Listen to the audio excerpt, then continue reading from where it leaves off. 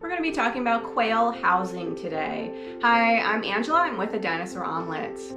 Now there's two types of housing structures that people tend to use for quail, and we're specifically talking about jumbo quail. There's all sorts of different types of Coturnix quail, different varieties, but we like to talk about the jumbo quail because they're very effective in having for egg production and also meat production. They're a larger size, they're about the size of a grapefruit, and their eggs are the largest size within the quail varieties. Their eggs, three jumbo quail eggs equals one chicken egg.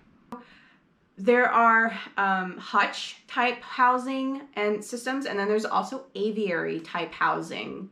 What's the difference, and why would I go with one or the other? Aviaries, they tend to be on the ground, and they have tall ceilings. So a quail, when they're on the ground or on a surface, if they fly up, they can go about 6 feet or so, and then they like to fly maybe a couple times up, and they go back down to the ground. Aviary housing for the quail is more like a natural environment for them.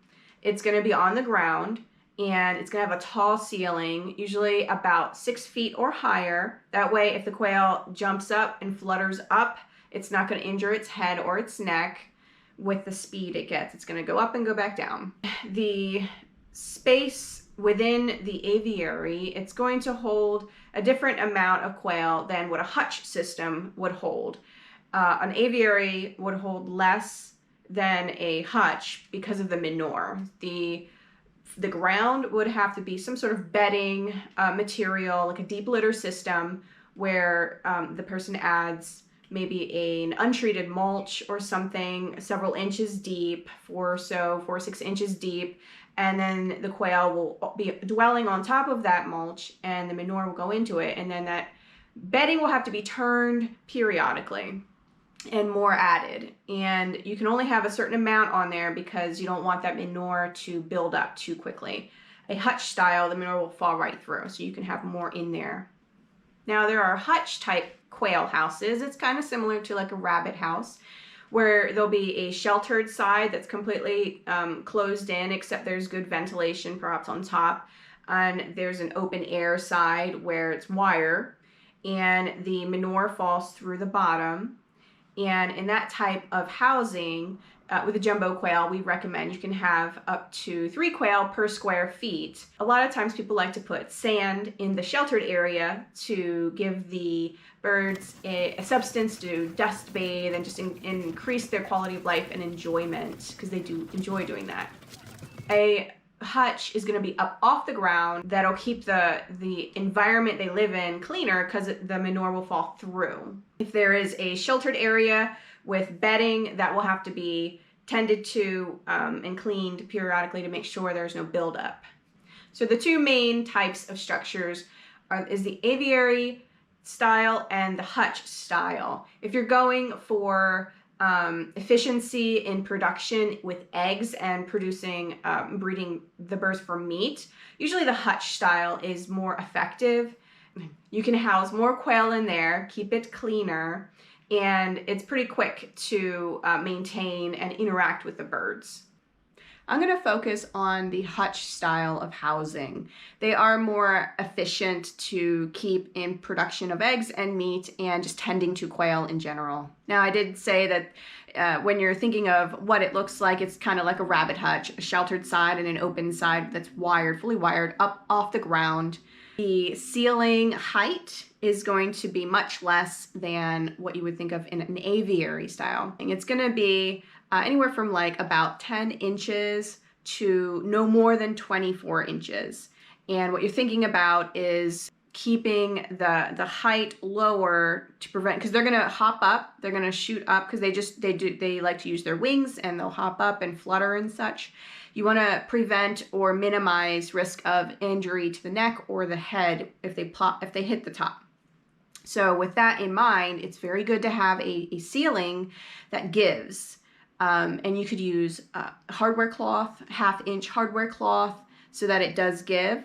Or if you have a ceiling that's hard top wooden, you can add a floating ceiling a little lower, or you can put padding up there because they will jump up. So no more than 24 inches, and perhaps even a little less would be better, just to prevent the injury possibility. As they jump up, they're going to gain more speed if they're able to go higher and higher. We did say with the size of a hutch, you could put about 3 jumbo quail per square foot. And as long as they have continual clean water and food available, that's a good amount of space for them. You can have less if you wish. The wire used is important.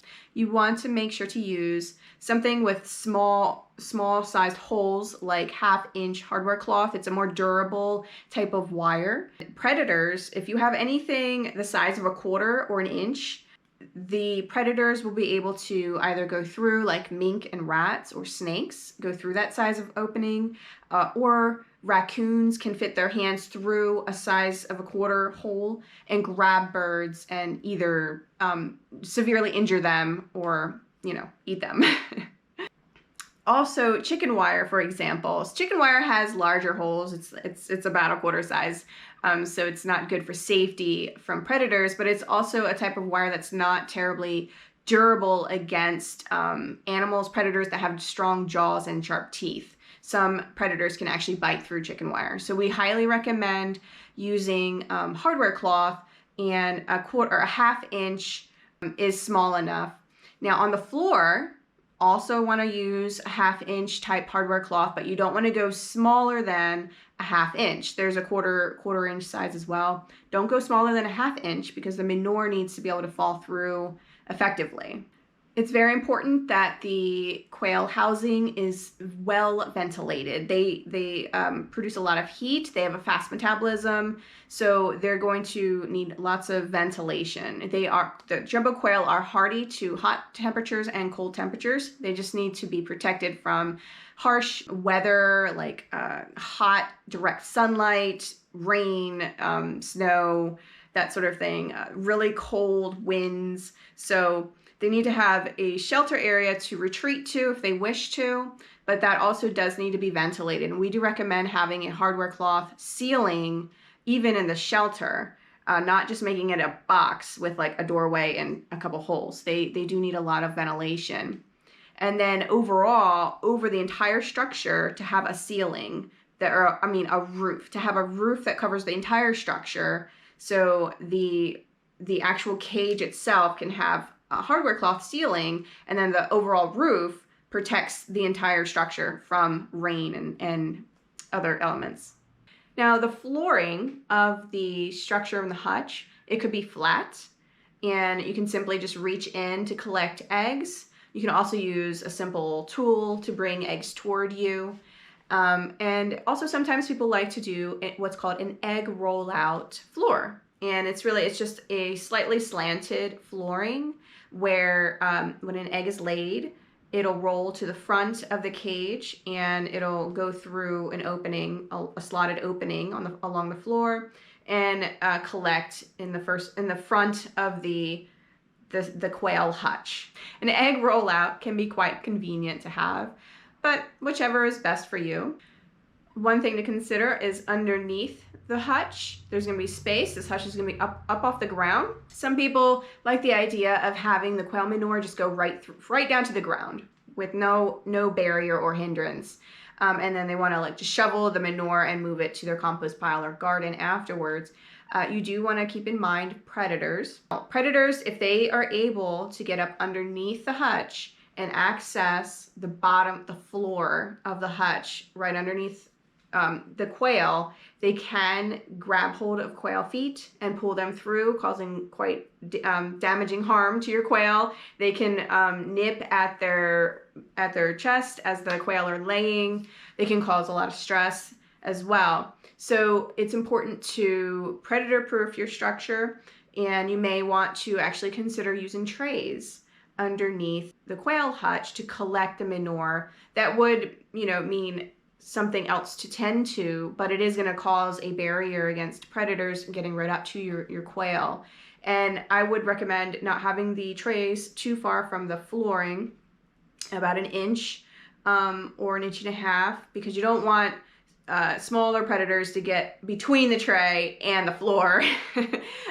So you don't want it to be too far, but having it closer, you don't want to have it too close either, because then the weight of the quail, you want to make sure the weight of the quail doesn't bow your flooring in any way and cause the flooring to touch the tray. So trays are a good way to prevent predators from getting right up to your quail. You can also use wiring, or create a different type of structure, or even use electric wiring to prevent predators from getting underneath.